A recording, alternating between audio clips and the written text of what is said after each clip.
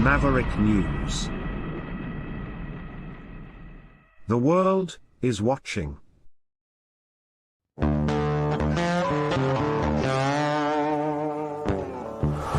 In a universe full of ideas, we draw lightness from the dark to a place where opposites attract. Right meets left, positive touches negative, sparking an explosion of truth. Because politics makes strange bedfellows.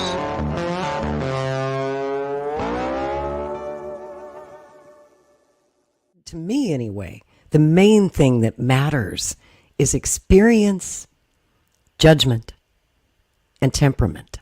Yeah. And I want, and we need, someone who's ready to lead immediately should the president be unable to fulfill his term. I mean, yes. Especially with a guy who's named Kennedy, there's always that possibility of assassination. Also, there's the possibility of illness or impeachment. Sure. I mean, Kennedy's going to have a lot of enemies in Congress if he makes it to the White House. You know that they're going to be looking for anything that they can to impeach this guy on, and they may give him the Trump treatment and try to impeach him several times in the course of his presidency. So it's important, vital to me, that whoever Bobby chooses, it has to be someone who is truly qualified and fit for the job. And I believe that Tulsi is the only one who checks all those boxes. You know, she's served in local government. She's served in the Congress. She's served in the military. She has great diplomatic skills and a network of contacts that she can tap. She's very well liked. I could easily see her as Secretary of State as well. She's a great diplomat. I think she'd be useful in anyone's administration and a great asset.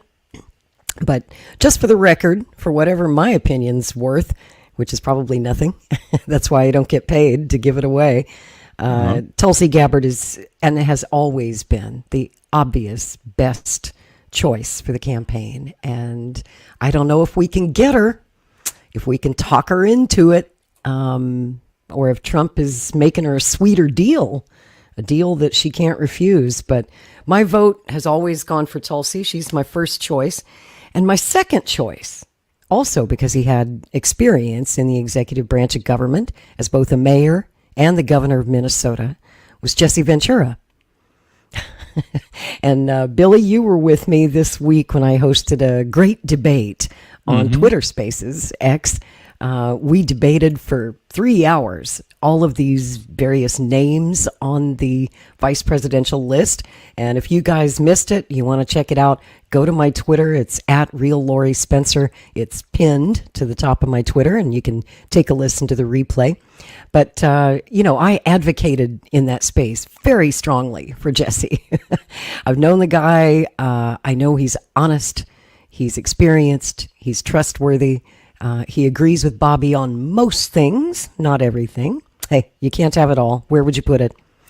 But Jesse did endorse Bobby. And I want to play for you a clip. This was, I guess, about a month or two ago in Tucson, Arizona, which is where Jesse resides now. He came out to Bobby's speech there in Tucson and gave a rousing endorsement.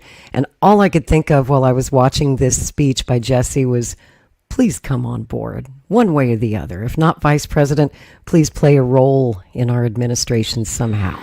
Take a listen.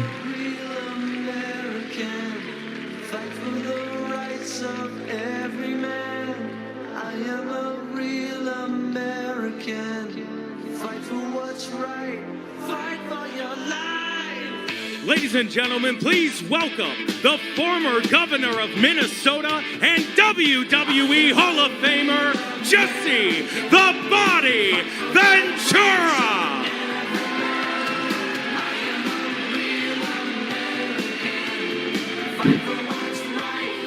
Hello, everybody.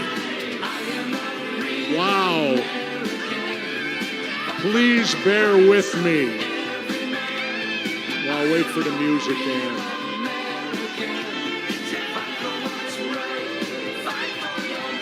That's good. There we go. Please excuse me because I left office in '03 and I have not worn a tie or suit since. So I'm out here now in Arizona and I didn't bring a tie or a suit with me because I heard in Arizona you don't need it. You wear blue jeans and golf shirts and t-shirts. And so I fit in pretty good now as a Minnesotan who's now transplanted to Arizona. But anyway, I'm here in support of Robert F. Kennedy's bid for President of the United States. And I support this because I have been a person of the third party my entire political career and my entire adult lifetime. I go way back. I voted for John Anderson back in 1980, for those of you that are old enough to remember that. So I have been a third party person my entire life. I support the third party movement.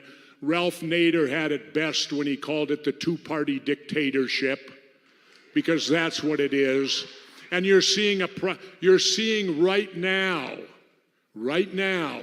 the very reason we need to elect somebody other than Democrats or Republicans.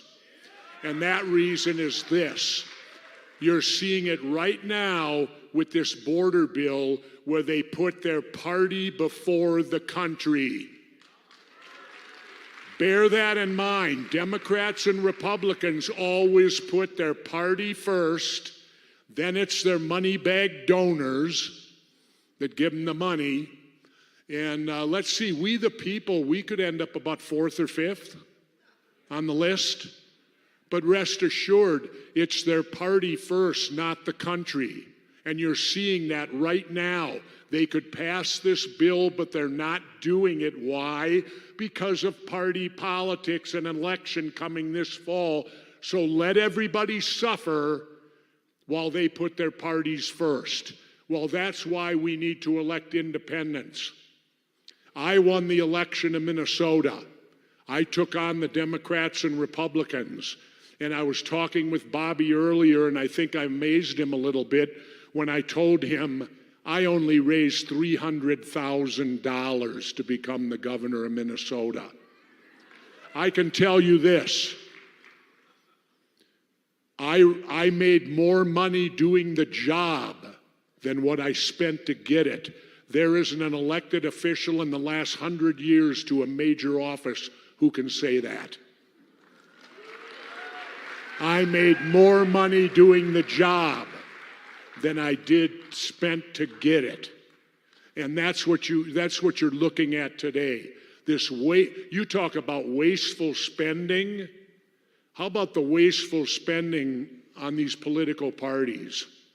And the money that just goes down, for lack of a better term, down the toilet with this fundraising and all that stuff. I don't need that. And Bobby doesn't need it either. Bobby will make it on ideas. That's what I ran on in Minnesota, ideas. And the people responded. The voter turnout rose and went sky high in Minnesota. Bobby can do the same thing nationally. He can, if all we need is for people to believe.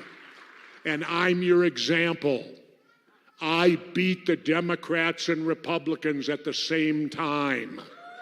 They can be beaten. They can be beaten. And how you beat them is with ideas. How you beat them is with people responding to those ideas. And how you beat them is by putting America first. The United States first, not yourself. This isn't about yourself, and this isn't about your political party. It's about our country. And right now, our country needs Robert F. Kennedy Jr. And all third-party candidates. I believe it was John Adams warned us. He said, when political parties take over the government, say goodbye to the government that you know. Well, he warned us, and we're on the brink right now, because these two dysfunctional parties that are running this country, they've been doing it now for, 50 years or more, and with the same results. And they don't have you in mind. They got themselves in mind. So we need to elect people who truly understand what public service is about. And when you talk, I'll say this to you, and I'll finish with this. Imagine the world we would live in today if the two Kennedys would have lived.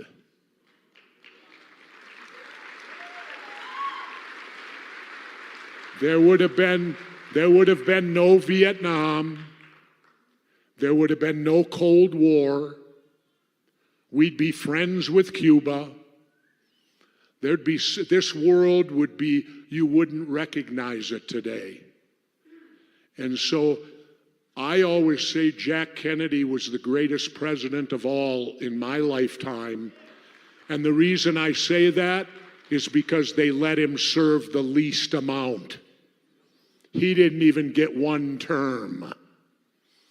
That's why he's the best, because they wouldn't let him go past not even one term.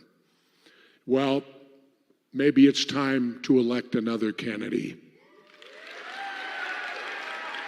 And so on that note, please let me introduce to you a friend of mine, and I'll go back the many 20 years ago when they came to me and Robert's son Connor had a dream. And I had a chance to fulfill his dream. And his dream was a simple one. He wanted to go scuba diving or diving with an authentic Navy frogman. Well, I provided the authentic Navy frogman, and Connor and I had a great day diving down in Cabo San Lucas at Land's End. I'll remember it my whole life, and I sure hope Connor does too. But on that note, let me introduce to you who I hope is the next President of the United States, Robert F. Kennedy, Jr.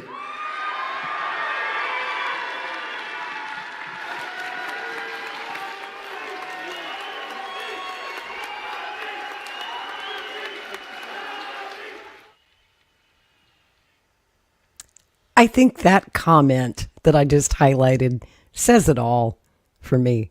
I would be overjoyed with either of those two picks right there. That's my hot list. That's my short list for whatever it's worth. I want to tell you guys, Rick already knows this story because we talked about it on the day that Bobby left the Democratic Party and declared his independence there in Philadelphia last October. But the first thing I said when Bobby concluded his speech was I picked up a copy of Jesse's book, Don't Start the Revolution Without Me, which was published in 2008. Great book. I recommend it. In that book, he tells the story of how Jesse was considering an independent run back in 2008. He was looking for a running mate. He wanted Kennedy. So they got together down in Cabo when he was living in Mexico and talked about it. Unfortunately, though, Bobby was not ready for a number of reasons. He wasn't ready to leave the Democratic Party, for one. And Jesse would never, ever run with a Democrat or a Republican. It's just nope. And Bobby also had small children at home, and he made a pledge to his family to stick around and be a dad and not run for any public office until his children were grown. So it just wasn't the right time. But in that book, and I'm not going to spoil the ending, the epilogue, folks, would blow your mind. It was like a glimpse of the future. It was fiction, but I thought it was very, very interesting. And it would be interesting if we could make it come true in 2024. Now, I know Rick thinks I'm nuts to even suggest Jesse Ventura, because Rick, he grew up in the 80s. He remembers Jesse's wrestling years and his years making movies in Hollywood. And he was like, Jesse Ventura? Come on, give me a break. Do you still think I'm crazy, Rick? Yep. Well, Bobby probably does too. But I still say, if you can't get Tulsi, if she's not available, Jesse's your man. I'm telling you. I think he's the best guy for the job. What do you think, Billy? When I say when I was a disc jockey and people would ask me about whether I like a song or not, it wasn't whether I personally had a connection with it or not. It's how was the audience that we served going to react to it. And I kind of like, me personally, I like Jesse Ventura. I think he has a certain swag that I personally can identify with. With that being said, I don't feel he's good for the ticket. He has a certain bravado that is going to rub a lot of people the wrong way. This, well, let me tell you how it is, Lori. I'm going to tell you how it is right now. You know, that whole... That's right. I just you know, you have Bobby is a very young 70. I wish I looked like him physically. I don't. And that's Give me 24 push-ups right now. Show me. Yeah, I might be able to do that, but I wouldn't be jumping out of a helicopter and into choppy water. That's not something I would do. And here again, this kind of fits what you were saying about Tulsi. You have two very physically and mentally fit individuals.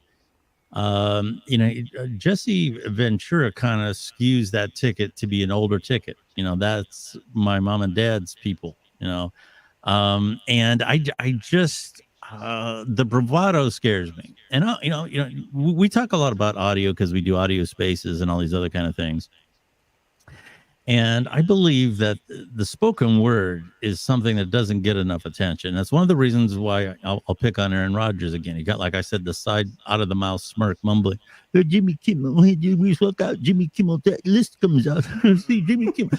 Okay, I don't like it, and I don't like the bravado on the other side of the coin that that Jesse Ventura brings. Not because of any personal reason. I just don't know that that's going to resonate with a lot of people.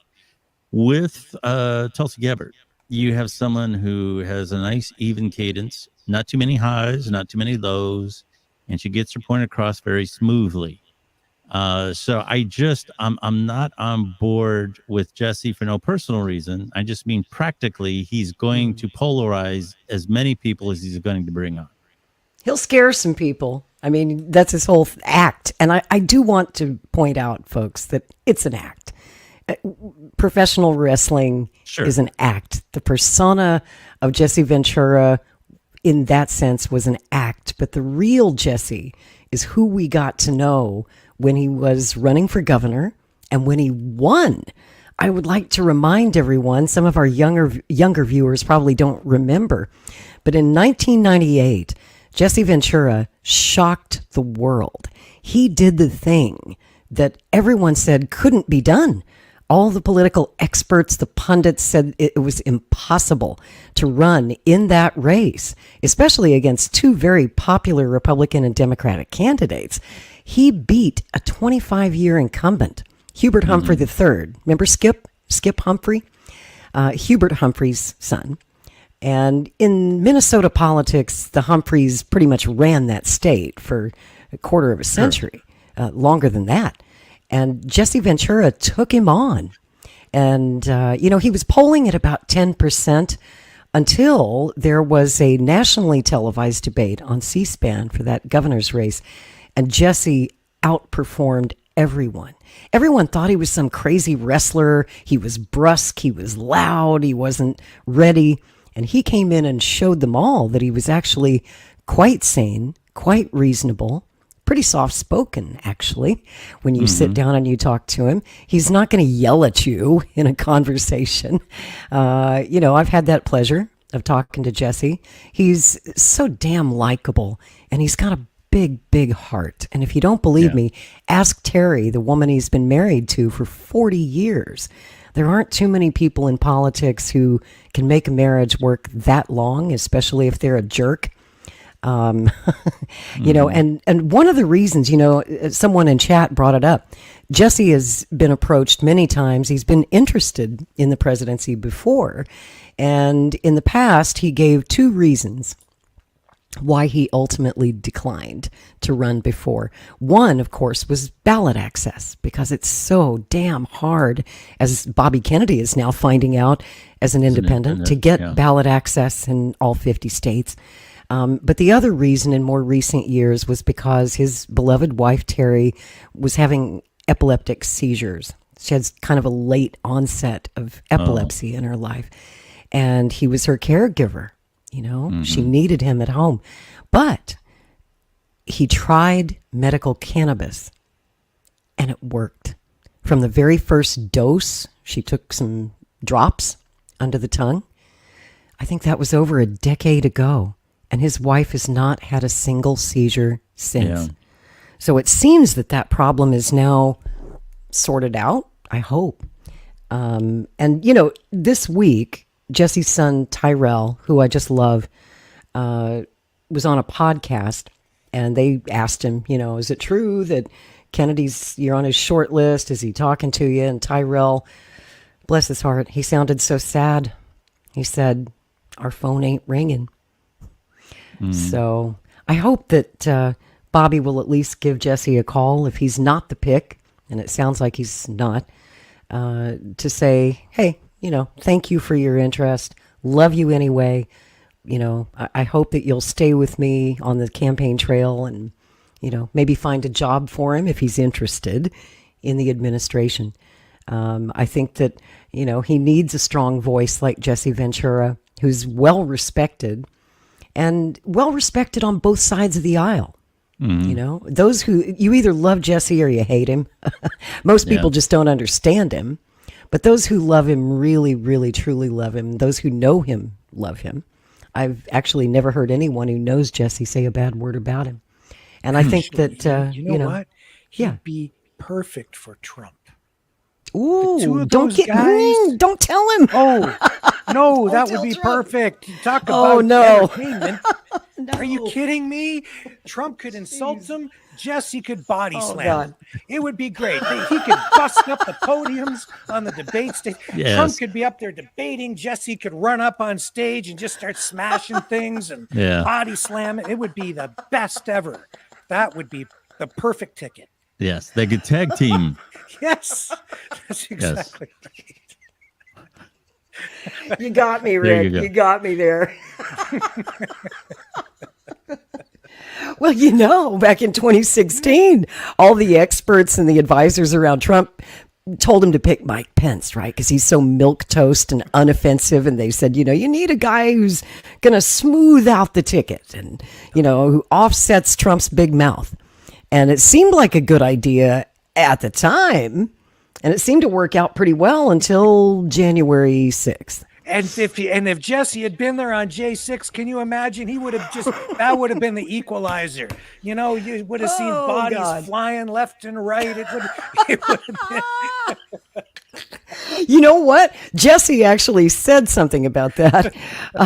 He said he wished he was there on January 6th because when he saw that guy with the Confederate flag, he got triggered. He was like, you're not bringing a Confederate flag in my Congress. Let me at him. He was going to body slam that guy, I swear. Jesse would have gone to jail that day, I'm sure. Yeah. And, when it comes to Trump and Tulsi, another reason that ticket just doesn't make sense to me is Trump never forgets a slight or a perceived slight. Yeah. And he liked Tulsi until the first impeachment. Back in 2020, she voted present, remember? I guarantee you he hasn't forgotten. He wanted her to vote no, of course. And the Democrats, her party, were pressuring her to vote yes. She took a principled stand in the middle and wouldn't vote either way. And then the second impeachment, and a lot of people forget this because a hell of a lot's happened in the last 4 years, but at the second impeachment, because of January 6th. Remember when Trump was on his way out, they tried to impeach him again, and they did. Yeah. And all 222 Democrats voted yes. And a lot of people mistakenly think that Tulsi voted yes that time, but actually she didn't cast a vote because Tulsi's term of office ended on January 3rd.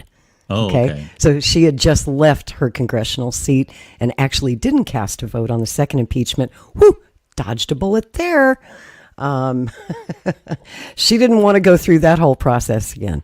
But I think that Trump would probably never forget how she voted the first time, and that she, loyalty is everything to Trump. If you're not loyal to him, out you go. Yeah. Well, in this case, sometimes you have to look at the advantage of having her on the ticket, and it would give him, like I said, a little bump. I'm still skeptical on how far any good vice president can carry a president. I've used this analogy before. I think most of us are in tune. We're all of the age that we could probably name all the presidents since World War II. I'm sure we all three could. Vice presidents, that'd be a little tougher. And that's just how it is, because no matter how good you are at number 2, you can always be instantly overruled by the opinion of number 1. That's right. Yeah. So that's right. And it is a nothing job. FDR's Vice President John Nance Garner famously said that the vice presidency isn't worth a bucket of warm spit. Actually, he used more colorful language than that. He said it's not worth a bucket of warm piss. Yeah. He's a Texan. He didn't mince words, but sure. And it's true. Now, in more recent years, the vice president has become more Dick powerful Cheney. In some administrations. Dick Cheney, anyone? Yeah. So, it all depends on the president and how much power and influence he's willing to let his vice president have. Arguably, the Bush administration was a co-presidency. Some people think Dick Cheney was actually running the country and Bush was just a front man. Many people said that about Ronald Reagan as well, with Bush's father, H.W. Bush, actually pulling the strings while Reagan took a nap for 8 years. But, I agree with you, Billy, that a vice president rarely makes or breaks a ticket. Yeah. Right? They can be an asset. They can be perhaps a liability. But I think that most people don't vote based on who the vice presidential running mate is. They vote for the top of the ticket. They're voting. And I've had many people tell me this week, I don't care who he picks. I'm voting for RFK.